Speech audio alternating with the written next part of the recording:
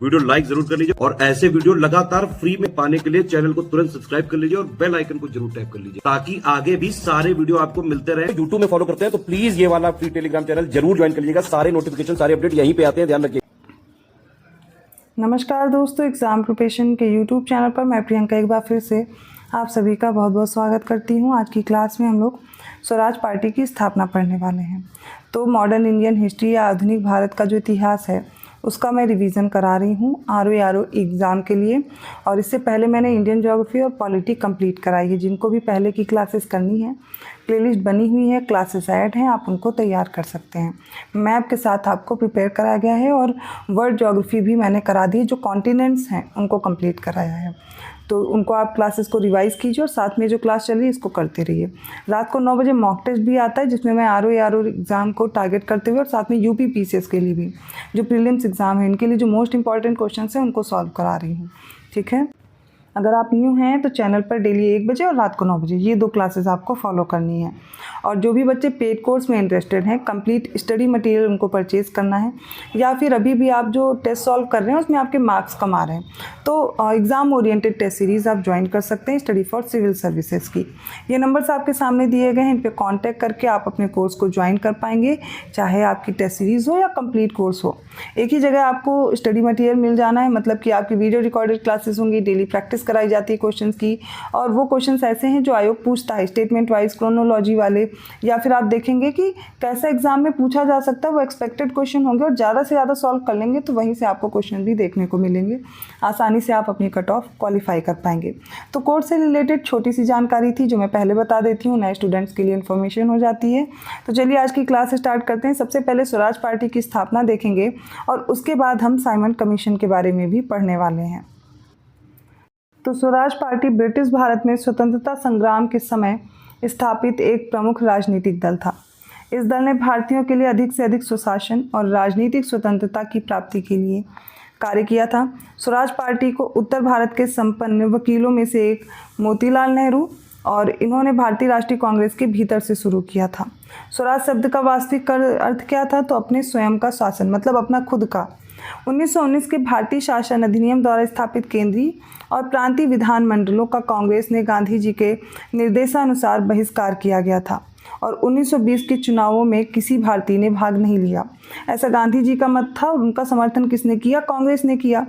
असहयोग आंदोलन की समाप्ति और गांधी जी की गिरफ्तारी के बाद देश के वातावरण में अजीब निराशा का माहौल बन गया था। अब इस स्थिति में मोतीलाल नेहरू और चित्तरंजन दास ने नई विचारधारा को जन्म दिया।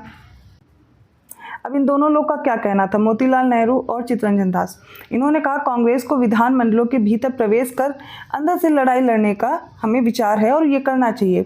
1923 के चुनावों के माध्यम से विधान मंडल में पहुंचने की योजना बनाई गई, लेकिन क्या होता 1922 में जो कांग्रेस का गया अधिवेशन होता है इसमें बहुमत के साथ इस योजना को अस्वीकार कर दिया गया।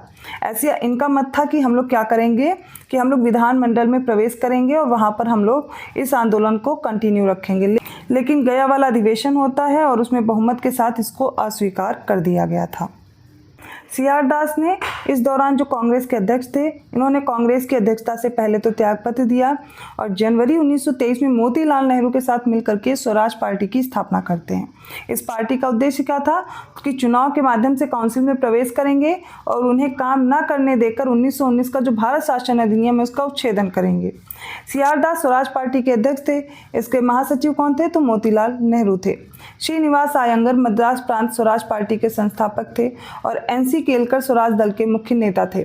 1925 में विट्ठल भाई पटेल का सेंट्रल लेजिस्लेटिव असेंबली का अध्यक्ष चुना जाना स्वराजियों की एक महत्वपूर्ण उपलब्धि भी थी और चित्तरंजन दास को देशबंधु के नाम से जाना जाता है।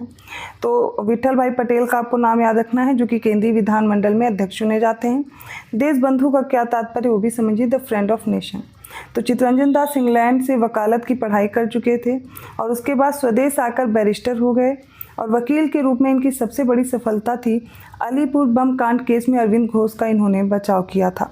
उन्होंने कहा था स्वराज आम जनता के लिए होना चाहिए, केवल कुछ चुनिंदा वर्गों के लिए नहीं। 16 दिसंबर 1922 को इंडिपेंडेंट पार्टी बनाने का निर्णय मदन मोहन मालवीय और मोतीलाल नेहरू ने लिया था। यहाँ पर चित्तरंजन दास का नाम आएगा तो आपको गलत करना होगा। तो इंडिपेंडेंट पार्टी किसने स्थापना की? मदन मोहन मालवीय और मोतीलाल नेहरू ने। कब? 16 दिसंबर 1922 को। और मदन मोहन मालवीय हिंदू महासभा के संस्थापक सदस्य। स्वराज पार्टी के साथ ही हम लोग साइमन कमीशन के बारे में भी देखने वाले हैं। तो साइमन कमीशन की जो नियुक्ति है वो ब्रिटिश प्रधानमंत्री ने सर जॉन साइमन के नेतृत्व में की थी। इस कमीशन में कितने सदस्य थे? तो याद रखिएगा 7 सदस्य थे, जो सभी ब्रिटेन की संसद के मनोनीत सदस्य थे। और यही कारण भी था कि इसे श्वेत कमीशन कहा गया। साइमन कमीशन की जो घोषणा है वो 8 नवंबर 1927 ईस्वी को की गई थी।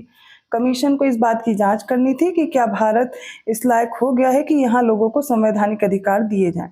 इस कमीशन में किसी भी भारतीय को शामिल नहीं किया गया, जिस कारण इसका बहुत ही तीव्र विरोध हुआ था। और साइमन कमीशन पूछा जाता है बम्बई कब पहुंचा? तो डेट याद रखेंगे, 3 फरवरी 1928 को ये बम्बई पहुंचा था। अपनी दूसरी यात्रा भी इसने की। ये पिछला प्रश्न आया भी हुआ यहाँ से कि साइमन कमीशन की 2 बार यात्रा हुई थी। तो पहली बार जब बम्बई आया तो 3 फरवरी 1928 को, और 11 अक्टूबर 1928 से 13 अप्रैल 1929 के दौरान साइमन कमीशन के देश के विभिन्न हिस्सों का दौरा किया और लाहौर, कराची, पेशावर, पूना, पटना, कलकत्ता, शिलोंग, मद्रास, नागपुर और रंगून में अपने सत्र आयोजित किए। अंततः ये कहाँ पहुँचता है? ये कमीशन दिल्ली पहुँचता है। क्रोनोलॉजी में लगाने के लिए आती है डेट। तो घोषणा कब हुई? 8 नवंबर 1927 को। 3 फरवरी 1928 को बम्बई पहुंचा। दूसरी यात्रा कब हुई? तो 11 अक्टूबर 1928 से 13 अप्रैल 1929 के बीच। और इस समय इन्होंने दौरा किया किन किन हिस्सों का? लाहौर, कराची, पेशावर, पूना, पटना, कलकत्ता, शिलोंग, मद्रास, नागपुर, रंगून, यहाँ पर सत्र आयोजित किया। और बाद में ये कमीशन कहाँ पहुँचता है? तो अंत में दिल्ली पहुँच जाता है। साइमन कमीशन से पहले आपको याद रखना है मॉन्टेग्यू चेम्सफोर्ड एक्ट। तो यही आया था 1919 ईस्वी का एक्ट था, जिसकी प्रत्येक 10 वर्ष पर समीक्षा होनी थी। तो इसकी समीक्षा हेतु एक संवैधानिक आयोग के गठन का प्रावधान था। आयोग के को ये देखना था कि यह अधिनियम व्यवहारिक रूप से कहाँ तक सफल रहा और उत्तरदायी शासन की दिशा में कहाँ तक प्रगति करने की स्थिति में है। और मॉन्टेग्यू चेम्सफोर्ड सुधारों का उद्देश्य दोहरी शासन प्रणाली को लागू भी करना था। तो सर जॉन साइमन जो थे तो ये इसके अध्यक्ष थे जो कमीशन बनता है। और ये उदारवादी दल के सदस्य थे, जबकि भारत की स्वतंत्रता 1947 के समय जो ब्रिटिश प्रधानमंत्री थे वो क्लीमेंट एटली थे। और इस कमीशन में श्रमिक दल के सदस्य के रूप में ये शामिल थे। सर जॉन साइमन और अन्य सदस्यों ने 31 मार्च 1928 और 11 अक्टूबर 1928 से 13 अप्रैल 1929 तक 2 बार भारत का दौरा किया। और अपनी दूसरी यात्रा पे मैंने बताया इन्होंने कहाँ कहाँ पर अपने सत्र आयोजित किए और दिल्ली पहुंचे थे। तो फिर से एक बार देख लीजिए, इस देश ने विभिन्न हिस्सों का दौरा किया। लाहौर, कराची, पेशावर, पूना, पटना, कलकत्ता, शिलोंग, रंगून, नागपुर, मद्रास, यहाँ पर अपने सत्र आयोजित करके दिल्ली पहुंचा था। दिसंबर 1927 में तो भारतीय राष्ट्रीय कांग्रेस ने जो मद्रास में अधिवेशन हुआ था उसमें इसका विरोध किया। 3 फरवरी 1928 को साइमन कमीशन बम्बई पहुंचा और उस दिन देशव्यापी हड़ताल का आयोजन हुआ। कमीशन जहां भी गया वहां पूर्ण हड़ताल रखी गई और साइमन कमीशन वापस जाओ के नारों के साथ जुलूस भी निकाले गए थे। लाहौर में साइमन कमीशन विरोधी जुलूस का नेतृत्व कर रहे थे लाला लाजपत राय। और इस समय पुलिस के लाठीचार्ज से इन पर ये गंभीर रूप से जब ये घायल हो जाते हैं तो पुलिस द्वारा जो बर्बरतापूर्ण इनकी पिटाई की गई इसके कारण इनकी मृत्यु भी हो जाती है। इनके सर पर चोट लग गई थी और लाठीचार्ज के समय पर ही इनको गंभीर रूप से चोट लगी थी। लाला लाजपत राय पंजाब के प्रमुख राजनीतिक नेता, ब्रिटिश राज के विरोध आंदोलन का नेतृत्व किया था और इन्हें ही पंजाब केसरी की उपाधि दी गई थी।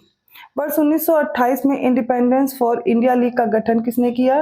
तो जवाहरलाल नेहरू और सुभाष चंद्र बोस ने किया। अब देखिए इसका गठन क्यों हुआ कि इस लीग का उद्देश्य क्या था? डोमिनियन स्टेट्स नहीं चाहिए, अब पूर्ण स्वतंत्रता चाहिए। मतलब अभी तक बात की जा रही थी डोमिनियन स्टेट्स की, लेकिन डोमिनियन स्टेट्स से अब क्या बोल रहे हैं कि हमें पूर्ण स्वतंत्रता चाहिए। ये किसने?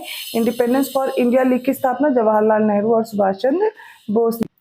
28 मार्च 1929 को दिल्ली में मुस्लिम लीग का अधिवेशन हुआ था, जिसमें जिन्ना ने नेहरू रिपोर्ट के विरोध स्वरूप 14 सूत्री प्रस्ताव रखा था। और नेहरू रिपोर्ट में संयुक्त रूप से चुनाव लड़ने की बात की गई थी, जबकि इसमें क्या होता है चुनाव क्षेत्र की मांग की गई थी। तो नेहरू रिपोर्ट कब प्रस्तुत की गई? 1928 में। ठीक है। इसमें 14 सूत्री प्रस्ताव इसके विरोध में किसने रखा, तो मोहम्मद अली जिन्ना को आपको याद रखना है। ठीक है। मुस्लिम लीग का अधिवेशन भी कौन सा वाला था, ये दिल्ली का था, जो 28 मार्च 1929 का हुआ। अब देखिए जो नेहरू रिपोर्ट थी इसमें संयुक्त रूप से चुनाव लड़ने की बात की गई थी, लेकिन जो मुस्लिम लीग द्वारा 14 सूत्री प्रस्ताव रखा गया था इसमें चुनाव क्षेत्र की मांग की गई थी। नेहरू रिपोर्ट तो हम लोग देखेंगे ही, लेकिन उससे पहले हम लोग साइमन कमीशन की रिपोर्ट में क्या क्या सिफारिशें की गई थी वो भी देखने वाले हैं। तो साइमन कमीशन ने 27 मई 1930 को अपनी रिपोर्ट प्रकाशित की, जिसकी सिफारिशें क्या थी वो भी देखें। सबसे पहले इन्होंने कहा 1919 के भारत सरकार अधिनियम के तहत जो लागू की गई थी द्वैध शासन व्यवस्था, इसको समाप्त करके उत्तरदायी शासन की व्यवस्था स्थापित करना था इनको। केंद्र में भारतीयों के लिए संघीय संविधान होना चाहिए। केंद्र में कोई भी उत्तरदायित्व ना प्रदान किया जाए। उच्च न्यायालय को भारत सरकार के नियंत्रण में कर दिया जाना चाहिए। और बर्मा अर्थात जो वर्तमान में म्यांमार है इसको भारत से अलग किया जाए और उड़ीसा और सिंध को अलग प्रदेश का दर्जा दे दिया जाए। छठी सिफारिश क्या थी कि प्रांतीय विधानमंडलों में सदस्यों की जो संख्या है वो बढ़ा दी। सातवीं सिफारिश थी कि गवर्नर और गवर्नर जनरल अल्पसंख्यक जातियों के हितों के प्रति विशेष ध्यान रखें और प्रत्येक 10 वर्ष के बाद पुनरीक्षण के लिए एक संविधान आयोग की नियुक्ति की व्यवस्था को समाप्त कर दिया जाए और भारत के लिए ऐसा लचीला संविधान बनाया जाए जो स्वयं से विकसित हो। देखिए अब इसमें जो भी सिफारिशें की गई हैं एक नेहरू रिपोर्ट या 14 सूत्री मांग में डाल करके आपको कंफ्यूज किया जा सकता है। तो साइमन कमीशन की रिपोर्ट क्या थी उसको ध्यान रखिएगा। तो आज की क्लास हम यही समाप्त करते हैं। आई होप आपको साइमन कमीशन और स्वराज पार्टी के बारे में सारी इन्फॉर्मेशन मिल गई होगी। कहीं भी डाउट रह जाए वो आप पूछ सकते हैं, लेकिन जितना पढ़ाया गया एटलीस्ट उसको प्रिपेयर कर लीजिए और यहाँ से प्रश्न पिछली बार पूछे भी गए हैं तो अच्छे से तैयार कीजिए। बाकी क्वेश्चंस आपको कराए जा रहे हैं तो इनसे रिलेटेड जो भी क्वेश्चन बन सकते हैं वो भी आप प्रैक्टिस कर पाएंगे। वीडियो अच्छा लगा तो लाइक करना मत भूलिए। चैनल को सब्सक्राइब नहीं किया है तो कर लीजिए। ये नंबर्स आपके सामने दिए गए हैं, इन पे कांटेक्ट करके आप पेड कोर्स को ज्वाइन कर पाएंगे। मैं मिलती हूँ ऐसे ही कंटेंट के साथ अगली क्लास में, तब तक के लिए धन्यवाद।